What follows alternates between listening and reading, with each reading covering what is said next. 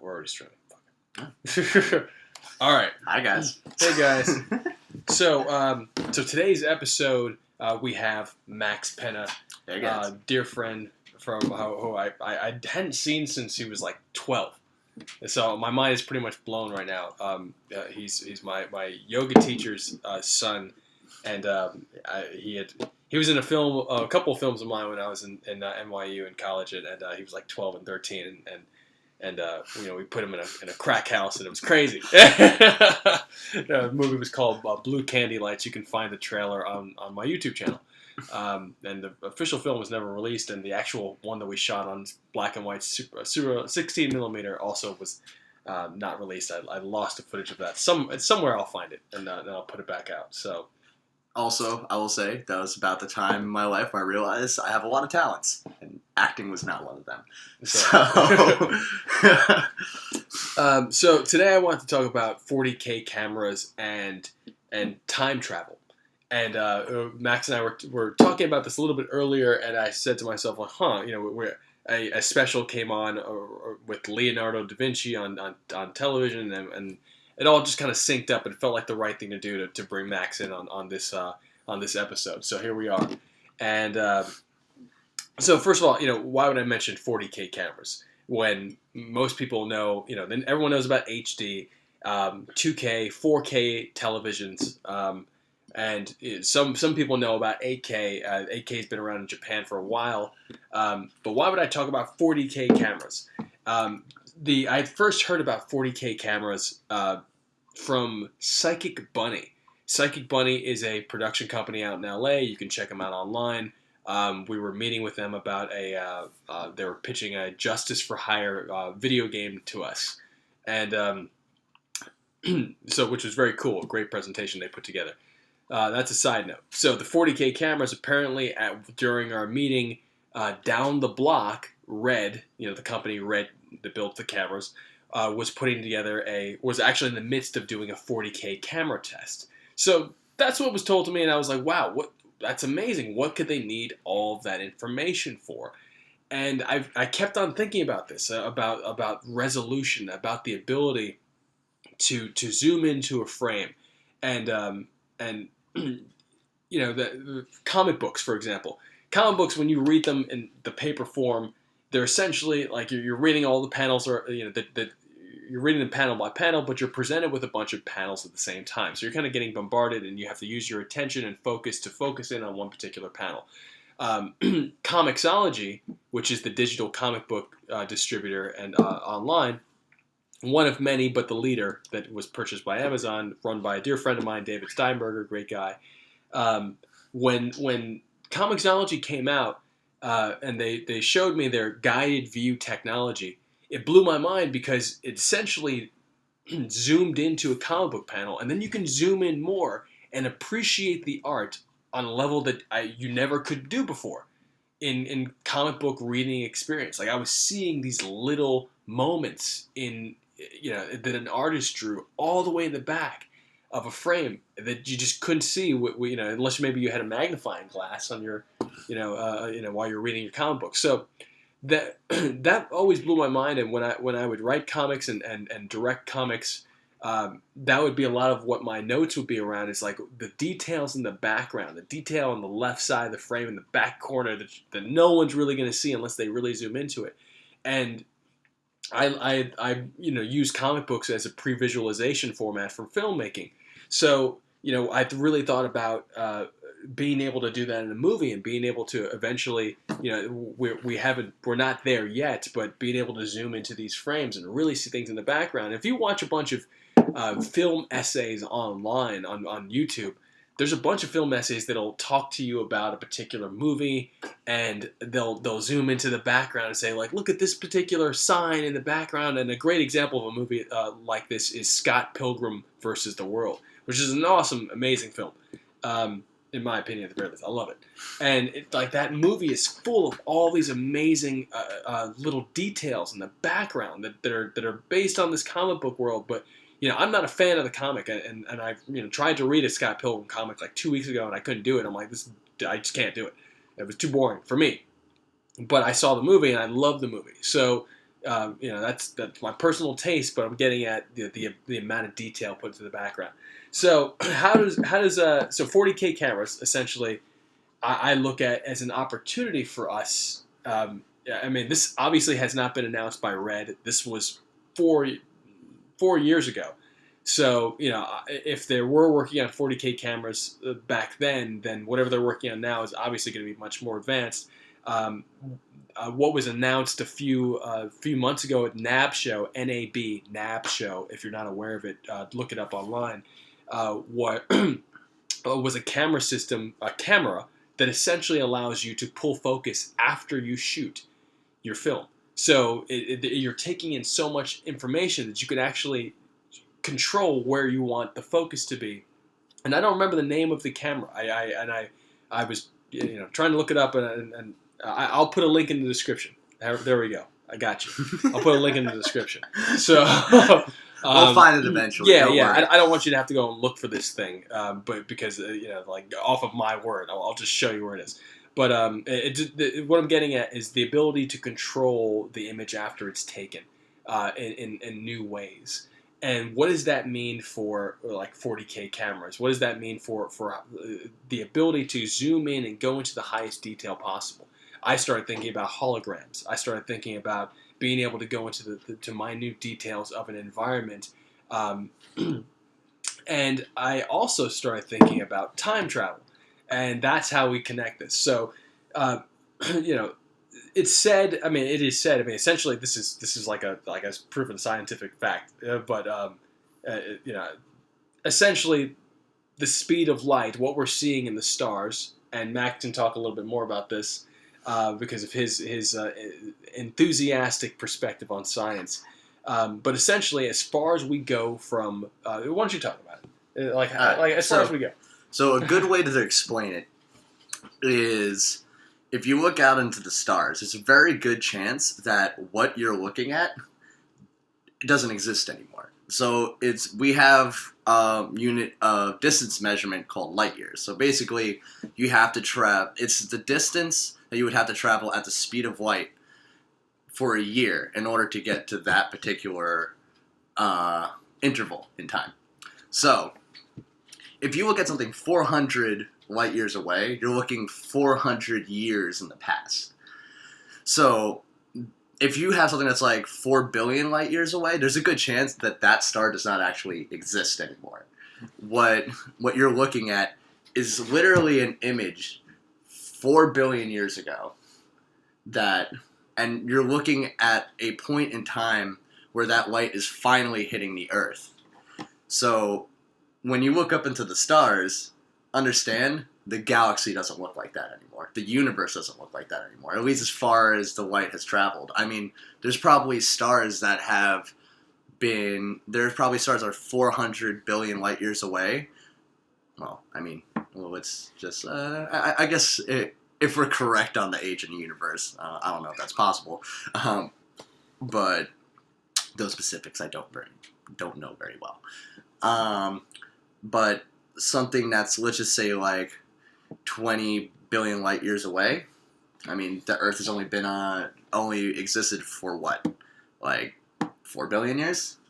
That light hasn't hit us yet. We have no idea if that star exists. We have no idea about that galaxy. There could be an incredibly intelligent life form on there, and we know nothing about it because we don't even know that place is even real at this point. So I think what you were saying before when we were talking about before is like, if you can manage to travel faster than the speed of light, because you have to remember, if you're traveling the speed of light, you're pretty much racing. You're pretty much, wherever you are, you're going to see the exact same image of Earth. If you could find a wormhole and skip yes. Ahead to a point in time where you're ahead of the light that happened, let's say during the Renaissance, you essentially would be able to see the Renaissance happening. If you had a particular camera or telescope, so this is where we're kind of merging these two things together, that allowed you to zoom in to the light that's hitting you at that particular moment in the finest detail possible. You could essentially see Leonardo da Vinci working on, hopefully if he worked on something outside, working on whatever he was working on outside in that particular moment, and then maybe move back a few light years or go forward a few light years to fast forward or rewind what is essentially happening at that moment in the light. And this is just a really interesting thought exercise. I mean, think about this for a second. You essentially can time travel via the light that you're experiencing. Whether that you're essentially time traveling via perspective. So, well, visually. When it comes to light, I mean, you're not technically time traveling, but you are seeing into the past. You can't change anything because it's already happened. All you're seeing is it's like rewinding a video. Yeah, exactly. Like you rewind. Well, to all of you millennials out there that don't know what a video is, there was a time when we actually had to rewind what we saw on film, and there was degradation. And honestly, if you really remember correctly, the quality was shit. Yeah, I mean, and we are also millennials. It's just that we're at the older end. Yeah, he's definitely at the older end. I don't know what he's talking about. But thanks for that. Yeah, but also, I mean, 40K camera would actually probably give you a very rudimentary image if you could even actually see it. Now, let's just assume that there is a lens that is so well crafted that it'll refract the light to actually see it. Well, I mean, what? So that would be about 400 light years away? Yeah. Something like that? I mean... I actually know. I just said, yeah, I don't actually know. Yeah, I don't remember when the Renaissance happened, but it happened a while ago. I think like 1500s or 1600s, something. We will like do that. more research before we press record on these videos in the future. We got you. Yeah. I know about science, dates, and history. But, so, I mean, you'd probably need a... Let's call it 400 years. All right. You know what a googolplex is? Please, so explain. If I remember correctly, this is so if you put one googolplex is 1 and a billion zeros. Oh, okay. So you might need, Google, the actual name Google. Like okay, the actual name Google. So you'd probably need like a 1 or a 40 googolplex camera to really be able to see anything worth seeing. And even then, that might be a bit of a shitty picture to use a technical term. For the thought exercise, let's assume that hypothetically we have this camera or this lens or this telescope, whatever you want to, whatever this apparatus is that allows us to see this light in the greatest detail, that we're essentially watching what happened several hundreds or thousands of years ago. Having this thing, I mean, it's just an amazing idea that it's, to me, when I think about things like this, and what I find attractive about an idea like this is that it makes me think about the world differently. Period. And it makes me look at things I think Wayne Dyer says it in a wonderful way, or said it because he passed away, I think, last year or the year before. And you should look up Wayne Dyer and the power of intention. Very amazing human being, and some of the ideas that he's written about. But he would say that when you change the way you look at things, the things you look at change. True. That blows my mind. And I had never done this thought exercise before a couple of weeks ago because I was constantly thinking about these 40K cameras, and not necessarily putting anything together aside from my own feelings on entertainment media and experiences that you can give people via that industry. So when I came across this idea of essentially rewinding time via light speed travel, racing that piece of light, that just racing these moments that are escaping us, that never dissipate. Great yogis have said that an idea never dies. A sound, a word that you speak, never dissipates in the universe. The vibration always remains. It'll never dissipate. And so I'm saying what great yogis have said. Yogis have said. I'm just saying, scientifically, it dissipates once there's no more air. So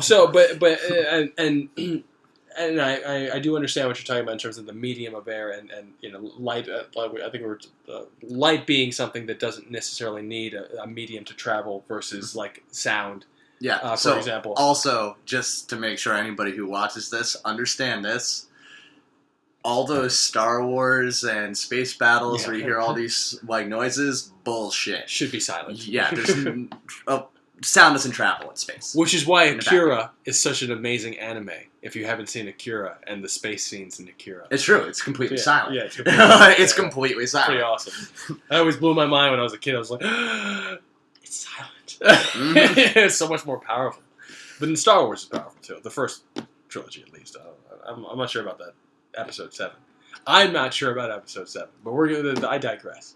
So yeah, I just wanted to share this idea, and chat about it a little bit while this guy drinks some beer that is not sponsored on this channel. Not sponsored. Hence the Hold on 1 second. Yeah, I don't drink, so I'm gonna put some. I'm enjoying some water that is also not sponsored here, so I'm covering that up. I'm gonna put some blur on my beer, so please excuse me. I'm definitely down to. However, showcase if any of you guys want to sponsor these, give us the money. There we go. Exactly.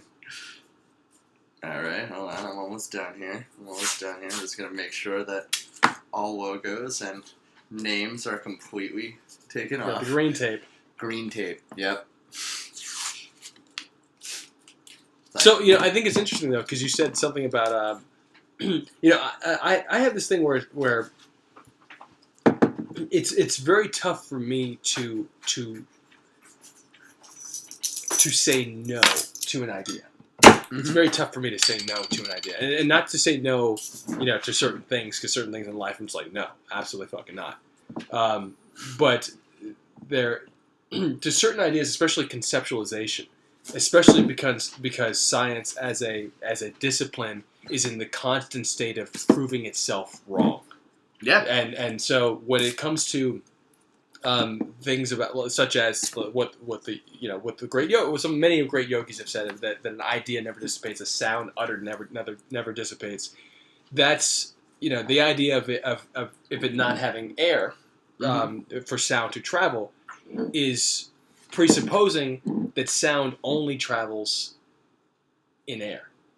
True. And so just by that idea gives me a little bit, and there's a bunch of people there's a bunch of conversations we could have about sound obviously travels only in air, and there's a bunch of experiments to showcase that don't. Well, I mean, it travels through air, water, solids. Yeah, it just changes the speed of the dissipation of that particular sound. What I'm saying is that there are definitely energies that we have not measured or discovered yet, and that there's been a pattern in history and in science where yogis and great minds and great masters, these great masters throughout many different cultures, have talked about things that science has eventually discovered.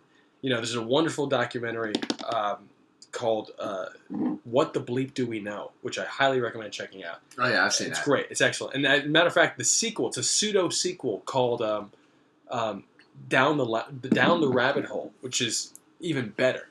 It's essentially a recut of the first film with a bunch of footage they didn't use, and they put out a DVD of it. And I have another episode coming up called "DVD is Still More Dynamic Than Streaming," and so that's another one that's coming up, and I have a bunch of reasons by that. But they had this amazing DVD that allows you to really dive deep into this amazing documentary. And one of the guys talks about be the scientist of your own life. Mm-hmm. And I love that idea. I love that idea because and I've seen some of his. I forgot his name, but watch it. He'll say it. Watch the documentary. You'll know who I'm talking about. But one of the cool things about that idea to me is that you're constantly in a state of experimenting for yourself and letting science study you. Like do something new and show science what can be done. Because that's essentially what science is. It's the study of the things that are being done, that are happening. Don't be afraid of being proved wrong. Yeah. So, like when I love this idea of a sound being uttered and never dissipating, because even if it dissipates in the air or in whatever medium that it's in that we can measure right now, potentially it could still move on another medium. I mean, it could theoretically go between dimensions and just repeat. Absolutely, and the more my 2-year-old handed me the autobiography of a yogi a couple weeks ago, and I've tried to read it. I found the book boring several times. A friend of mine loves it. That's its own thing. It's all, to each his own or her own. But also, actually, so basically, there's actually a thought that I just came up with, which, again, if anybody can disprove this, please. So we're saying we would be able to look at the Renaissance, like, if we go way back and talking about going, I guess, 400, 500 light years away. Like I said, we're not sure about that. Not exactly sure when the Renaissance actually happened, and we probably should have done more research in the first place before we actually made this video. This is not research; it's just ideas for episodes to talk to you guys about. Yeah. So, the thing is, what you would pretty much be watching is a silent film, theoretically. Like, you're not going to have any audio. However, if you can figure out a way to map the sound vibrations of what's being said and all the sounds around it and isolate them, which, I mean, I honestly don't know exactly how you do. Maybe infrared waves, not quite sure. But actually be able to analyze a visual of, so you would probably need 2 cameras or something, analyze the visual of the displacement of the air. Wow, that's you cool. might actually be able to get a dialogue on it. Wow. Also would probably be able to get the exact voice that they had. Oh, that's why he's on this show today. Right. But then again, I could be completely full of shit and be completely wrong. If there's anybody who watches this, like whether it's 17 people or 200,000 people, please come up with your ideas and either disprove it or prove a way to do it, because that would be awesome, even though the idea probably will never come to fruition. Well, yeah, I mean, I think eventually we'll get there. We're going to be long dead. Maybe. Anything can happen. Trump's president. Anything can happen. It's going to be great. We're definitely not going to see it in our lifetime. Thanks for joining us today, guys. And dude, what's your social like that they could follow you on? I mean, I don't really have a YouTube channel. I mean, like social, like Instagram or like whatever. Like, what's your Instagram? I got like 4 pictures. Then my handle is We're gonna get him. Jesus. Vertical Jesus. Okay, so you can follow me at Jan Lucanus, and please subscribe, like, share, comment, and we'll have more stuff for you coming soon on these rants. Hell, even troll. Like, I don't care. Troll. Thanks, guys.